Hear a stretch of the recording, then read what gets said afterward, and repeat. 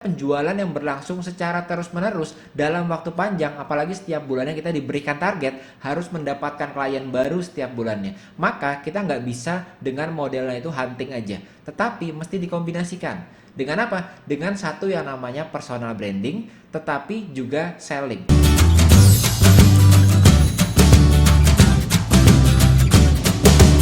Ada berbagai karir di mana kita selalu diminta untuk mengejar pencapaian penjualan kita. Baik kita yang berada di dunia direct selling, atau kita berkarir sebagai seorang salesman, atau kita sebagai seorang coach, ataupun sebagai seorang konsultan. Pastinya kita memastikan diri kita memiliki pencapaian-pencapaian setiap bulannya terhadap target penjualan kita. Dan ini biasanya dicapai dengan cara yang berbeda dengan yang biasanya dulu kita lakukan. Saya ingat waktu dulu saya menjadi seorang salesman juga, terutama yang canvassing, kita selalu canvassing ke pasar ataupun canvassing ke mall. Lalu yang kita lakukan adalah kita memberikan brosur.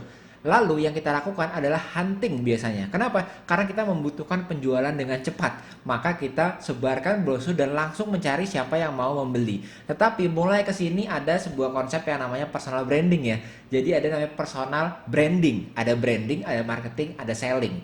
Nah, jadi tidak hanya masalah selling aja atau berjualan saja, kita hunting prospek saja, tetapi ternyata seorang penjual, baik itu kita seorang di direct selling ataupun di daerah berkarir sebagai seorang salesman ataupun kita sebagai seorang konsultan, kita harus memperhatikan ada beberapa elemen. Yang pertama adalah sellingnya pastinya, penjualannya. Tapi ternyata penjualan yang berlangsung secara terus-menerus dalam waktu panjang, apalagi setiap bulannya kita diberikan target harus mendapatkan klien baru setiap bulannya. Maka kita nggak bisa dengan modelnya itu hunting aja, tetapi mesti dikombinasikan. Dengan apa? Dengan satu yang namanya personal branding, tetapi juga selling. Ada yang kurang nggak kira-kira? Yaitu marketing. Jadi kalau kita lihat ada yang namanya personal branding, kira-kira adakah yang namanya personal marketing juga? Ternyata personal marketing pun perlu kita pertimbangkan. Biasanya yang kita lihat itu adalah seseorang sebagai seorang salesman yang sudah lebih mengerti bahwa ternyata kita perlu farming juga, atau menanamkan kedekatan kita dengan calon pembeli dengan menggunakan personal branding. Kenapa mesti branding? Karena saat produk kita ini berbeda, itu kita mendapatkan kedekatan yang lebih dengan calon klien kita atau dengan calon prospek kita. Yang kita lakukan biasanya kita membangun yang namanya personal branding. Nah, di dalam personal branding ini kita membuat orang dari yang pertama kali hanya ngelihat aja, belum kenal, belum tahu, lama-lama dia bisa kenal, tahu, dan membeli dari kita karena memang ada faktor trust-nya. Tetapi proses tersebut itu ternyata mengalir dari mulai brandingnya, marketingnya, lalu sellingnya. Yang sering kita lakukan kalau kita canvassing, kita kasih brosur, langsung kita ingatkan ke calon pembeli itu gitu, atau kita bertemu dengan prospek, kita ingatkan dengan prospek kita bahwa kalau butuh hubungi saya ya. Dengan berbicara seperti itu artinya kita sudah otomatis hard selling, sudah otomatis berjualan ke dia. Padahal kalau kita mulainya dari branding, maka yang kita bangun kedekatannya dulu. Ketemu sekali, 2 kali, 3 kali, 4 kali gitu ya. Dan itu membutuhkan waktu. Saat kita dikejar oleh target, mungkin kita bingung dan kita bertanya-tanya bagaimana kita bisa membangun personal branding yang baik saat ada target yang mengejar di belakang kita. Nah, caranya adalah dengan menyeimbangkan antara hunting tetapi juga membangun personal branding. Untuk kita di awal-awal memang kita harus hunting dulu ya, karena kita mengejar target. Tetapi sambil kita membangun kedekatan dengan orang-orang lainnya. Jadi membangun branding kita. Karena ini yang membedakan antara penjual satu dengan penjual yang lainnya.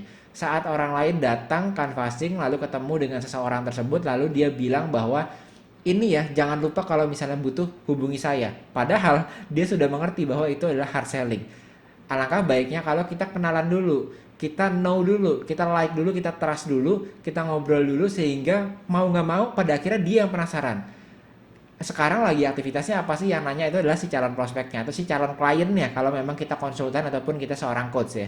Bahkan mereka yang penasaran sebenarnya konsultannya konsultan apa sih, sebenarnya proyek konsultannya itu biasanya menangani apa aja sih. Itu datang dari mereka, bukan kita yang ngasih brosur lalu kita bilang kalau butuh ke saya ya. Itu namanya selling. Nah, jadi saat kita menjadi seorang sales yang di bidang penjualan dan kita butuh klien dan kita butuh pembeli, maka kita harus mulai dari personal branding. Tapi ternyata personal branding saja tidak cukup. Karena di dalam sebuah bisnis itu biasanya kita memiliki 3 kaki. Nah, kalau kita berfokusnya hanya branding saja, biasanya kita jarang closing. Jadi keasikan untuk kenalan, keasikan untuk berbeda dari yang lain, kita menjadi kenal dengan calon prospek kita, tapi kita nggak ada closingnya, nggak ada sellingnya. Ternyata kita harus menyeimbangkan antara branding, marketing, dan selling. Dan ketiga-tiganya ini personal. Jadi kalau kita sudah familiar dengan yang namanya personal branding, pasti juga dong ada yang namanya personal marketing dan juga personal selling. Biasanya kita mulai dengan personal selling aja ya. Kita jualan langsung kan, fasih satu persatu, ketemu klien, ketemu prospek, kita berusaha untuk closingin. Lalu kita sekarang mengerti ada yang namanya personal branding. Branding tapi personal. Lalu kedua ini selanjutnya lagi ada namanya personal selling, lalu marketing. Nah, di marketing ini ternyata juga perlu ada sisi personalnya juga. Karena banyak dari kita yang sebagai seseorang yang berada di dunia penjualan, kita yang nyari klien, kita pikir bahwa marketing itu kan bukan tugas saya, tugas divisi saya, tugas tim saya gitu ya. Kalau kita sebagai seorang sales ya kita sales saja. Tapi kalau kita ingat seorang sales saja melakukan branding yang namanya personal branding. Mengapa tidak melakukan personal marketing juga? Ternyata kita saat ini kalau ingin mendapatkan prospek, mendapatkan klien sebagai seorang konsultan secara berkelangsungan, maka kita harus memperhatikan ketiga-tiganya. Personal branding, personal marketing, dan juga personal selling. Nah, jadi yang pertama adalah teman-teman harus ingat bahwa yang pertama kita membangun brandingnya, lalu authority marketing, lalu yang ketiga baru rajin closing. Jadi sekali lagi membangun brandingnya. Artinya membangun branding itu perlu dibangun secara perlahan-lahan. Artinya membutuhkan waktu.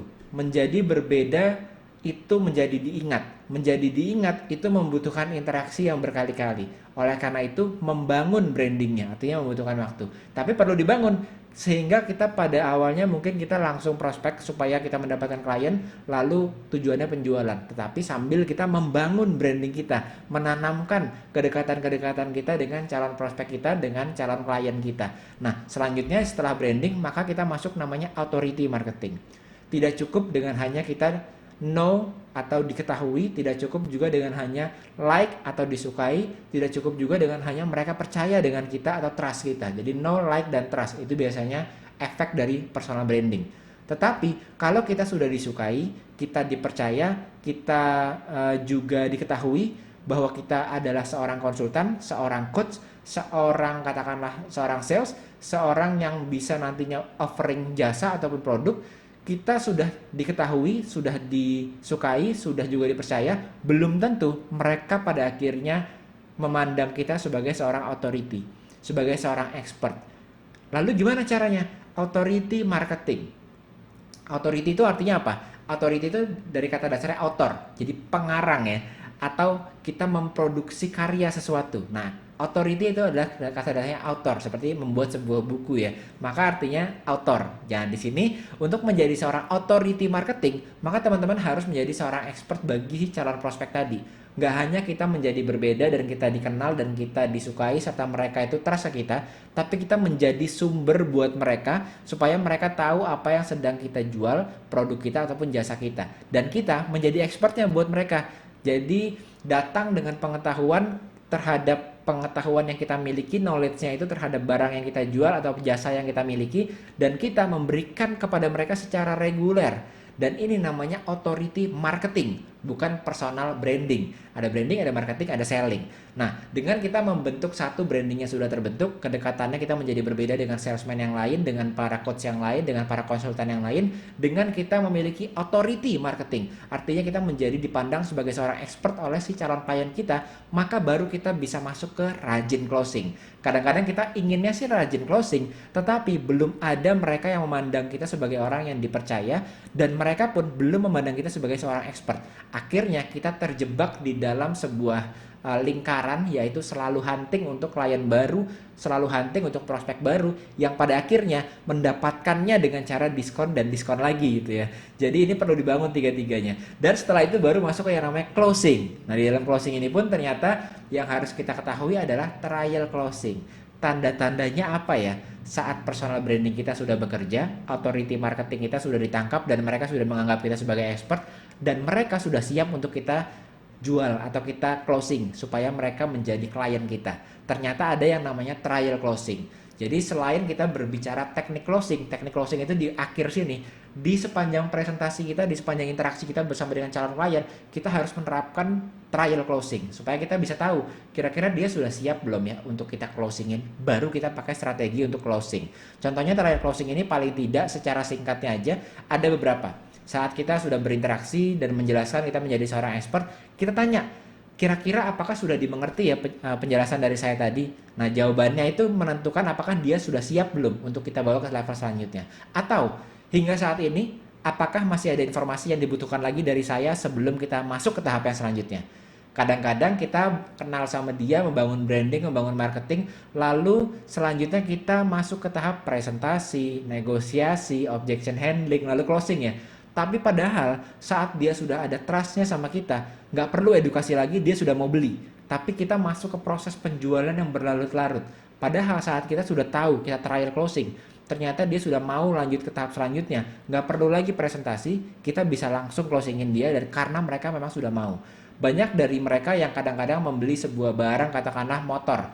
Dari interaksi kita, kedekatan kita, mereka sudah percaya dengan kita karena kita berbeda dengan orang lain yang menjual motor juga.